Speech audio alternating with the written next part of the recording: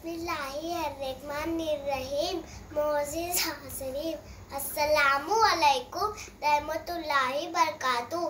हम सब जानते हैं कि शैतान इंसानों का खुला दुश्मन है।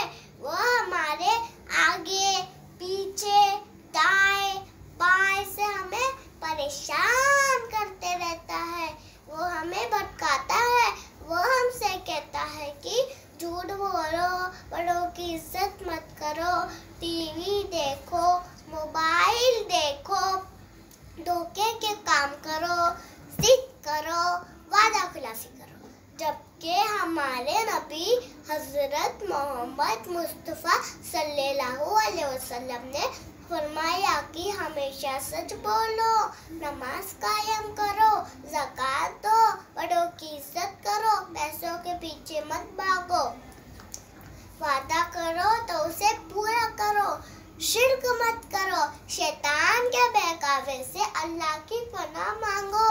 तो हसीने किराम, जो लोग कमजोर होते हैं वो शैतान के बहकावे में आकर अपनी दुनिया और आखिरत बर्बाद कर देते हैं, और जो लोग नेक होते हैं वो हजरत मोहम्मद मुस्तफ़ा सल्लल्लाहु अलैहि वसल्लम की बातों पर अमल करके अपनी दुनिया और आखिरत संवार लेते हैं।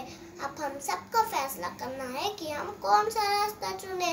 अल्लाह ताला हमें दुनिया में भी भलाई अता करे और आखिरत में भी भलाई अता करे। आमीन।